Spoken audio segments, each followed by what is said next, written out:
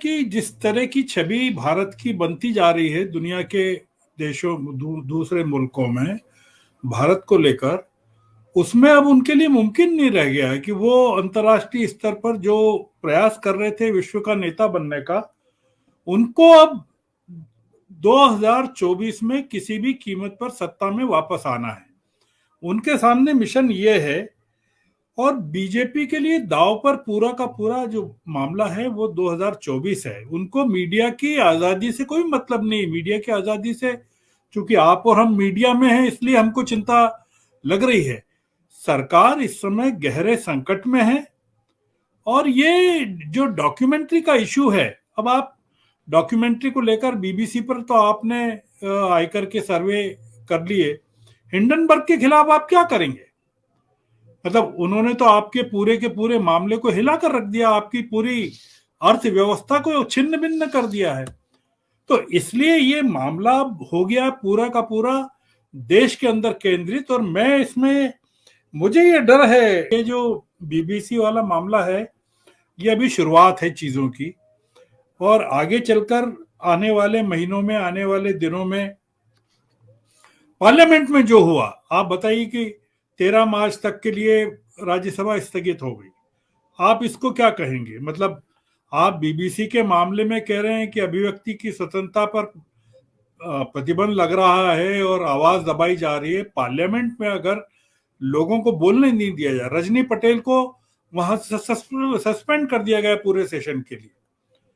तो ये जो चल रहा है पार्लियामेंट के अंदर और पार्लियामेंट के बाहर, या जुडिशरी और सरकार के बीच में जो चल रहा है, नागरिक स्वतंत्रता और मीडिया की आजादी को लेकर सरकार कुछ और ऐसे काम कर सकती है जो पूरी की पूरी इंफॉर्मेशन को नागरिकों से दूर कर सकती है और नागरिकों तक वो चीज पहुंचे नहीं जो नागरिकों तक पहुंचना चाहिए। तो आने वाले दिनों में हो सकता है कि कुछ ऐसे प्रतिबंध लगे कि आप बीबीसी को सुन भी नहीं पाए।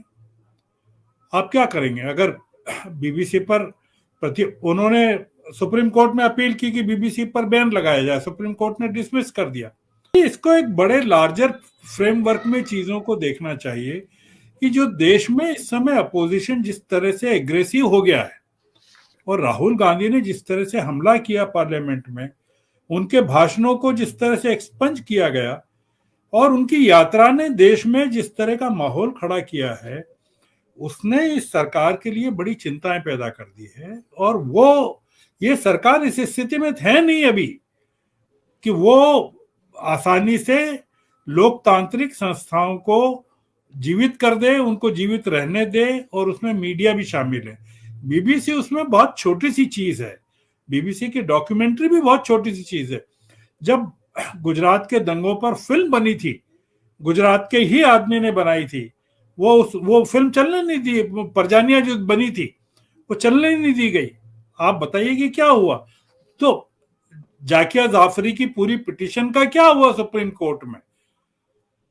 पूरे मामले का क्या हुआ? तो ये जो हम बार बार जो कह रहे हैं कि डॉक्यूमेंट्री के कारण हुआ ऐसा, मैं उसको एक ये मानता हूं कि डॉक्यूमेंट्री ने चीजों को प्रेसिपिटेट किया है।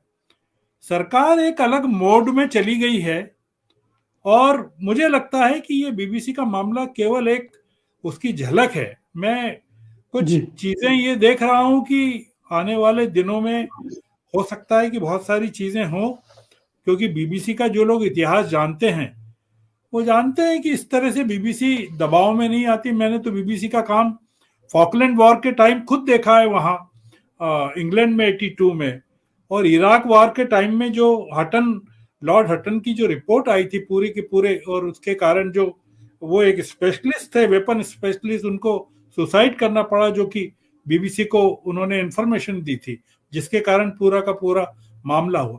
बीबीसी की निष्पक्षता, बीबीसी को पैसा ही नहीं, पैसा सरकार से मिलता है वहां यूके गवर्नमेंट से, और वो बीबीसी सरकार का कहना नहीं मानती है वहां। तो वो क्या आप समझते हैं कि भारत सरकार का कहना मानेगी?